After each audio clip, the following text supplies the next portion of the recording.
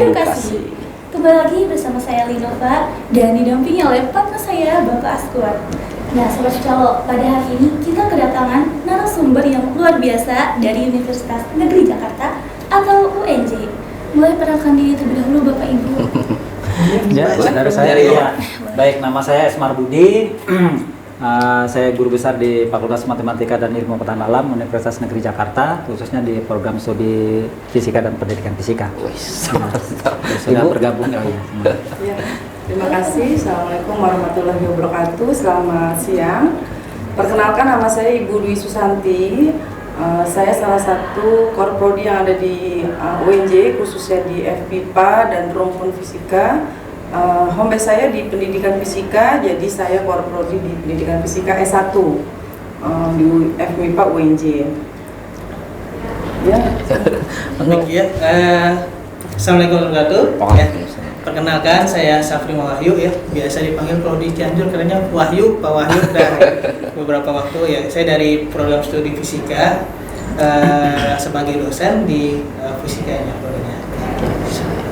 Ya, mana Bapak Ibu kabarnya? Alhamdulillah sehat. Perjalanan lumayan jauh. Langsung ya. 2 jam 3 jam lah. 2 jam 3 jam. Jalanan aman aja. Tadinya sempat kejar-kejaran sama US. Jadi ke Aus kayaknya langsung ke Bandung ya. biar kita belok. Pak Ibu, kalau boleh tahu dalam rangka apa ke SMK Negeri 1 Cikalongkulon? Kayaknya awal ya sekarang, baru sekarang atau pernah sebelumnya? Ya. Jadi panjang ceritanya ya sebenarnya. Jadi kita sudah beberapa kali ya ke Cikalongkulon, namun memang awalnya dari Desa Majalaya. Oh, dari sana ya. Terutama kita di awalnya di Panumbangan, kampungnya ya. Terus pindah ke Kampung Langkop ya. Kemudian kita kebetulan saat itu banyakkan implementasi kami ke langsung masyarakat dan ada ke sekolah. Kebetulan di Majalaya itu sekolahnya adanya SD sama SMP saja. Ya di desa itu ya. Iya. Memang kita cari. Nah akhirnya di tahun ini kita coba gali lagi dari Desa Majalaya. Ternyata ada siswa yang magang ya, magang di Desa Majalaya. Iya. Magang KKL namanya, KKL ya. PKL. Ya, PKL. Mahasiswa yang PKL di Desa Majalaya, sehingga gurunya salah satunya sering interaksi dengan kepala desa maupun sekdesnya. Akhirnya direkomendasikan ke SMKN 1 Cikalongkulon ini. Kalau boleh tahu lebih rincinya itu dalam rangka apa sih Pak? Iya. Ke Cikalongkulon. Ya, kebetulan kami tiap tahun itu ada program pengabdian ya di universitas maupun tingkat fakultas ya. Tapi memang tahun ini kita terpusat di universitas dan setiap dosen itu punya topik masing-masing, tema masing-masing untuk melakukan pengabdian masyarakat. Nah, itu di fisika dan pendidikan fisika itu kami gabung ya akhirnya di beberapa momen, dan ada yang penerapan ke masyarakat langsung. Jadi kan kita ada beberapa jurusan ya Pak Esmar ya. Ada jurusan dari material, ada juga instrumentasi ya maupun komputasi yang hasil riset mahasiswanya maupun dosennya tuh diimplementasikan bisa ke masyarakat langsung. Nah, kemudian untuk yang pendidikan dari segi pembelajaran ya, dan media pembelajaran juga pedagogi itu juga diterapkan di lingkungan masyarakat, terutama di sekolah ya. Untuk contohnya seperti apa sih Pak? Kau boleh tahu gitu? Ya. Ke masyarakatnya itu seperti apa sih? Kau boleh tahu gitu? Ya, saya mewakili untuk menjawab pertanyaan Bapak. Jadi kalau di bidang pendidikan, target masyarakatnya kan adalah sekolah ya Pak ya. Nah, termasuk kami memilih direkomendasikan oleh kepala lurah ya, lurah dari Majalaya ke SMK ini. Kepala desa. Kepala desa ya, ke sekolah SMK 1 Cikalongkulon. Harapannya adalah tadi yang seperti Pak Srima sampaikan bahwa ada hasil riset dari dosen dengan mahasiswa yang bisa diimplementasikan di sekolah. Contohnya adalah secara langsung tadi mungkin teman-teman juga sudah bisa melihat ke tema kegiatan dari dosen namanya Pak Haris tadi membawa nama Pak Ismail ya. Iya. Mikrokontroller yang bisa apa sih Pak, seperti itu STEM apa gimana tadi Pak? Iya, STEM yang Pak itu. Pembelajaran dengan berbasis STEM. Iya. Nah di situ bisa dilihat merupakan hasil riset dosen dengan mahasiswa. Lalu ada kombinasi hasil apa ya, pengetahuan dari bidang ilmu fisika murni dengan berkolaborasi dengan dunia pendidikan. Produknya bisa dipakai buat menjelaskan konsep tadi apa Pak? Iya, Elektronika. kalau saya kebetulan elektrolisis kalau saya. Nah, elektrolisis yang bisa disampaikan di pembelajaran. Iya. Jadi pembelajaran itu nggak bisa utuh ya kalau nggak ada media. Mau media digital, mau media peraga, rasanya pesan yang disampaikan itu jadi nggak utuh. Tapi kalau kita pakai media, kita bisa menganalogi transformasi informasi konsep dengan dunia nyata itu bisa tersampaikan dengan baik. Oke. Jadi kalau ditanya penting atau tidak, penting, karena nggak bisa lepas tuh. Ini hanya contoh ya. Pembelajaran butuh media, butuh produk buat analogi penyampaian konsep materi. Oke. Lebih lanjut Pak, kalau di fisika ya, kan tadi di bidang pendidikan ke sekolah. Kalau di fisika itu misalkan kayak Profesor menciptakan suatu material yang nanti diterapkan di masyarakat, contohnya di penjadian air ya, itu kami di kampung terapkan. Kemudian kami juga ada tadi instrumentasi, jadi mengcoding ya, membuat kontrol pengukuran maupun lainnya secara IoT.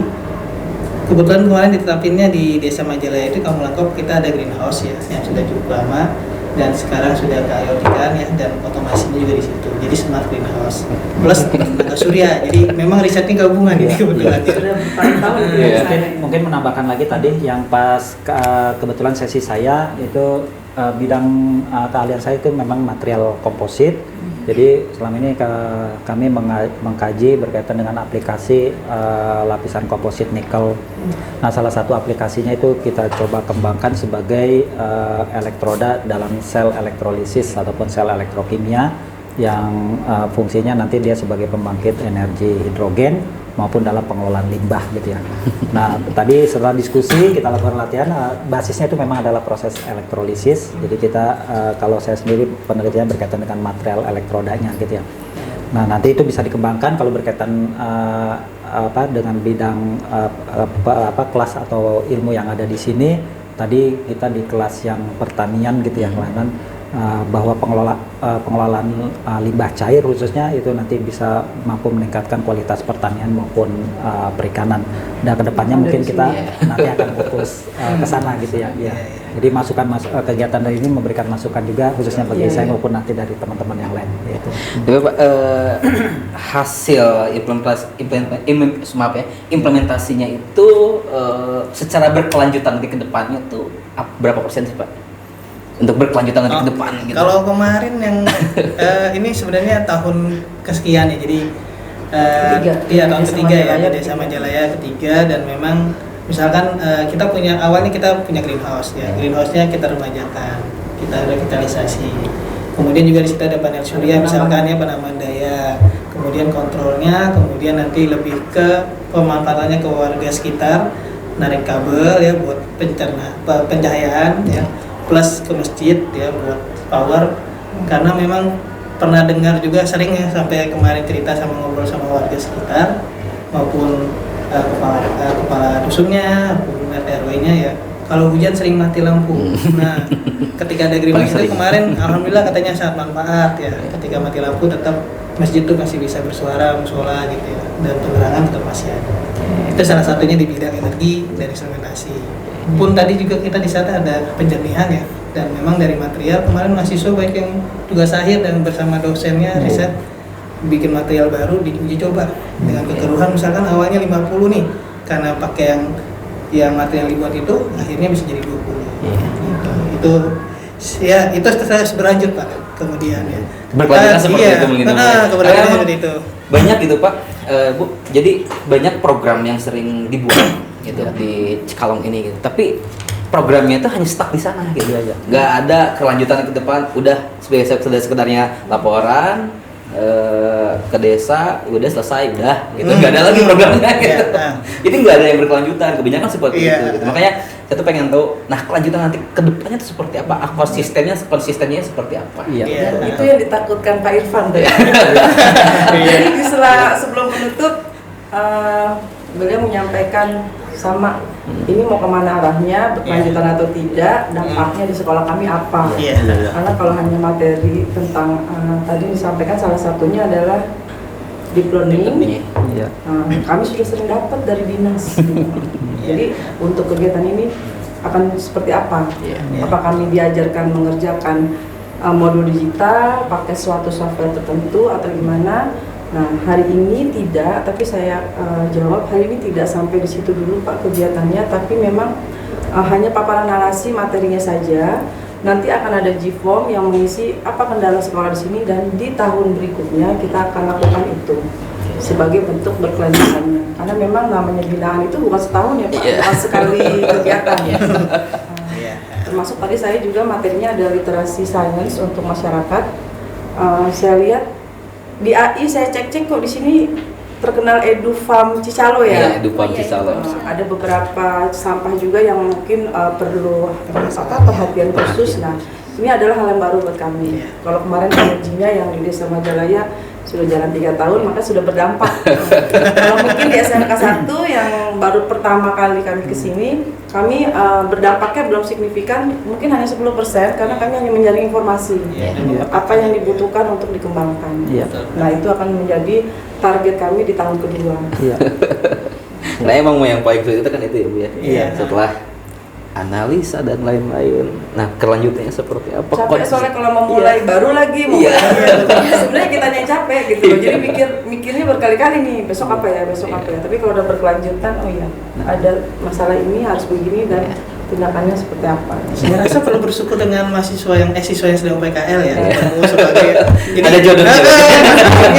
Jadi suatu circle baru lagi nanti kita, karena kemarin sudah di sini ya, dan dengan lihat peta yang baru nih, tadi juga beberapa dosen ada punya itu. Saya juga pertama kali datang ke sini. Tadi ngeliat fotonya kok masih los belum semuanya pasti lihat katanya kan sampai belakang ya.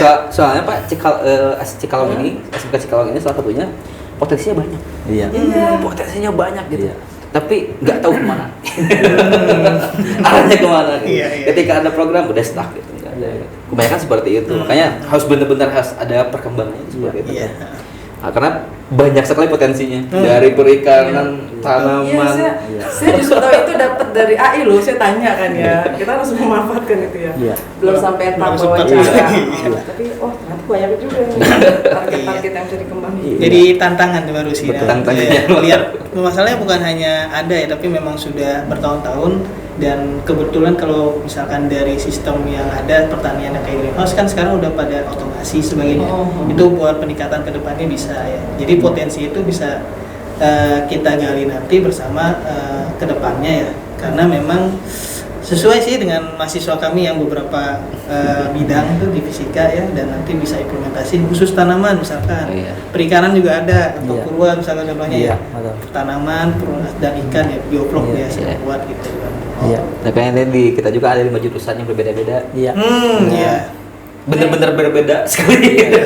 Dari perkantoran, TKJ, jaringan, lalu agrois tanaman, peternakan, dan juga pengolahan hasil pertanian. Jadi ada berbeda-beda banyak. Mungkin nanti bisa untuk ke depan kolaborasi ke depan. Dari 5 jurusan itu apa nih yang bisa kita kembangkan ke depan? Ya, dengan 3 tahun sebetulnya kita ini tahun ketiga, sebetulnya menunjukkan kami dari awal juga sebetulnya dari pihak kampus juga memang kita tuh nggak boleh pindah-pindah tempat. Jadi kalau itu harus sampai kan nanti ada evaluasi, istilahnya wilayah binaan, desa binaan. Jadi insya Allah sih, kemarin kita sudah sama di Desa Majalaya. Nah, nanti ini desanya apa namanya Pak? Desa ini? Desa Cinangsi. Nah, nanti mungkin bisa bantu fasilitasi juga supaya lebih kita Desa Cinangsi, Majalaya, berarti masih banyak desa yang memiliki potensi berbeda-beda. Itu masih radius 100 kilo ya Pak? Kalau yang sudah serius, di sini kan bisa 3 hari. Karena pendidikan baru dapat gantinya. Sebelumnya kita di SD SMP di sana ya. Tiba-tiba nih dapat SMK, jatahnya jadi baru sehari ini. Dalam rangkaian seminggu gitu. Insya Allah nanti soalnya potensinya banyak sih. Soalnya di desa-desa itu yang saya tahu ya. Kalau di Desa Makassar itu kan sekarang jadi tempat, salah satunya wisatanya ada, terus ada pengolahan sampah di sana. Terus Desa Gudang itu perikanannya. Jadi saya lewat situ semua. Saya mencari AI kan, ada sumber potensial. Desa Cijagang terkait wisata agamanya, Cikundul, sejarahnya di sana, Cikundul. Banyak sih potensi di Cikalong itu, cuma bingung gitu kalau ngomongin kayak gimana.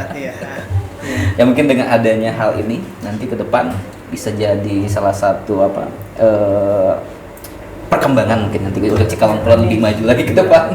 Tapi di ini Pak ada tambahan ya kalau menurut saya. Kan siswa itu punya suatu event ya, kalau di sekolah SMA tuh ada lomba opsi sebagainya yang nanti siswanya bikin penelitian ataupun nanti bikin karya-karya wirausaha ataupun esai ataupun olahraga. Di advokasi kan di bidang SMK itu juga ada ya seperti itu. Iya, ada. Biasanya memang kita sering kasih pendampingan ke yang siswa melakukan opsi sebagainya. Nah, itu juga salah satu muara dari keberlanjutan pelatihan kami, bukan hanya di lapangan gitu. Biasanya kita jadi narasumber, bantu melatih gitu ke sekolah tersebut ataupun di dinas yang untuk tahap berikutnya. Mungkin kalau nanti di sekolah ada lomba seperti itu, ngajuin proposal tentu kan ya, itu bisa melakukan pendampingan. Bisa, boleh nanti ya.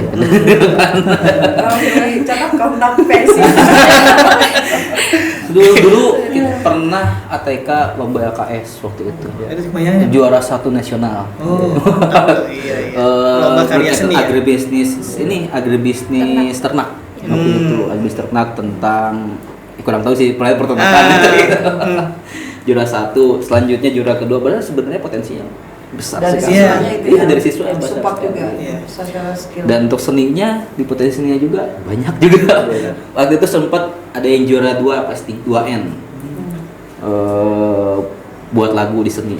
Begitu. Sempat seperti itu gitu. Padahal sebenarnya banyak potensi di sini. Enggak hanya secara akademis. Yang di akademiknya juga anak-anak banyak yang potensi gitu. Iya, benar. Cuman kadang anak tuh bingung kayak ke depan harus gimana nih? Iya.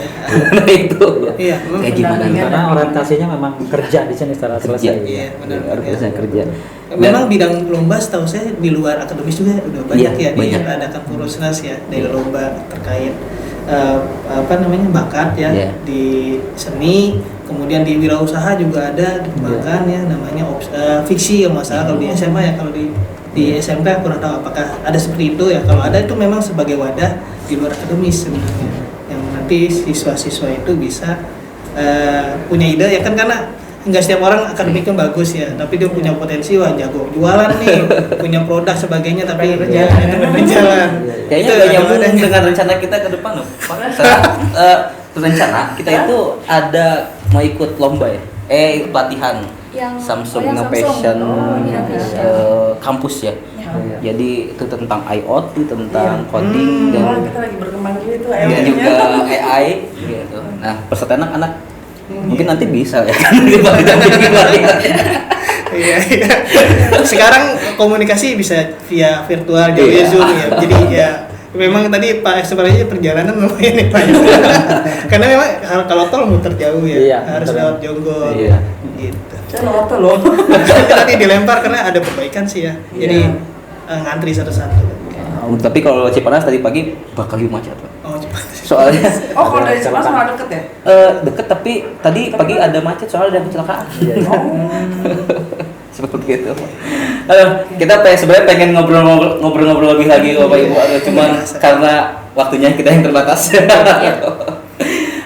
Bapak Ibu, terima kasih atas waktunya hari ini. Terima kasih atas segala bentuk obrolan kita hari ini, mungkin akan menjadi pengalaman dan ilmu nanti kita ke depan. Ya kita terkait tadi boleh yang pelatihan tadi. Boleh banget. Soalnya kita perlu yang ya seperti itu Bapak Ibu. Ya terima kasih dan Terima kasih, Tuhan. semoga selamat di perjalanan dan sehat terus Bapak Ibu. Amin. Amin. Sama-sama sehat. Silakan Bapak. Oke Sobat Cicalo, itu dia pembahasan tadi mengenai pentingnya pendidikan untuk pengabdian masyarakat. Jangan lupa untuk subscribe, like, komen, dan share. Cicalo bisa!